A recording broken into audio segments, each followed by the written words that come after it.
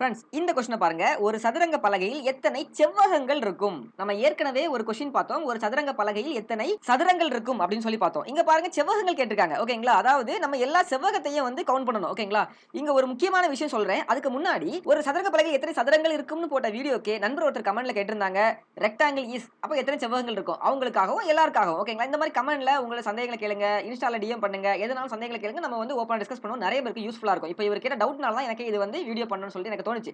Okay, first இந்த விஷயத்தை புரிஞ்சுக்கோங்க. எல்லா சதுரங்களும் செவ்வகங்கள்.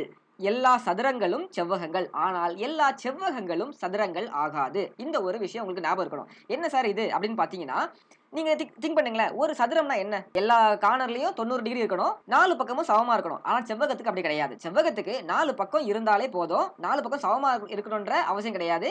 ஆனா 90 டிகிரி ஃபார்ம் பண்ணணும். அப்ப 90 டிகிரி ஃபார்ம் பண்ணா ஆட்டோமேட்டிக்கா என்ன ஆகும்?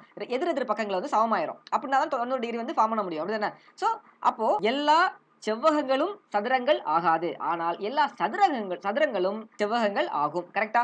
ஓகே. இப்போ நம்ம வந்து இங்க என்ன ஏன் இத சொல்றேன்னா, இங்க வந்து சதுரத்தையும் செவ்வகத்தையும் சேர்த்து தான் கூட்ட போறோம். ஓகேங்களா? அதனால தான். சோ கொஞ்சம் விரிவா பார்த்துடலாம். 2 மெத்தட்ல பார்க்கலாம். ஒரு மெத்தட் இப்போ சொல்றேன். இன்னொரு மெத்தட் கொஞ்சம் டிஃபிகல்ட். ஆனா உங்களுக்கு புரிஞ்சுக்கிட்டீங்கன்னா, இன்னொரு இடத்துல யூஸ் ஆகும். அத வந்து இன்னொரு வீடியோல சொல்றேன். ஓகேங்களா? பார்க்கலாமா? இப்போ பாருங்க இதுல நமக்கு மொத்தம் எத்தன இருக்குது? இதான் 8 × 8 அப்படிதானே?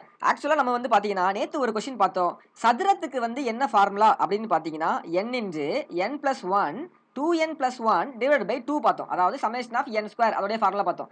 இங்க செவ்வகங்கள் அதாவது சதுரத்த குடுத்துட்டு செவ்வகம் கேட்றாங்க. எல்லாம் சதுரமா குடுத்துட்டு செவ்வகங்கள் கேட்டா என்ன ஃபார்முலா? ஆக்சுவலா செவ்வகங்கள குடுத்துட்டு செவ்வகங்கள் சதுரம் கேட்டா வேற ஃபார்முலா. நமக்கு எல்லாமே சதுரமா குடுத்துட்டு சதுரம் கேட்டா இந்த ஃபார்முலா, செவ்வகம் கேட்டா இந்த ஃபார்முலா. ஓகேங்களா? என்ன ஃபார்முலா சார் அப்படினா சம்மேஷன் ஆஃப் n ஸ்கொயர் பார்த்த மாதிரி n3. ஃபார்முலா என்ன? n × n+1/2 the whole square இந்த ஒரு ஃபார்முலா. ஓகேங்களா?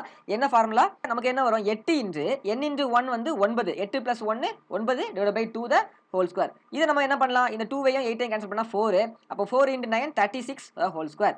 இப்போ இத என்ன பண்ணலாம்? ஜஸ்ட் ஸ்கொயர் பண்ணிரலாம். இதுக்கான ஷார்ட்கட் நான் நெக்ஸ்ட்ல சொல்றேன். நான் இப்போ எப்படி பண்றேன் பாருங்க.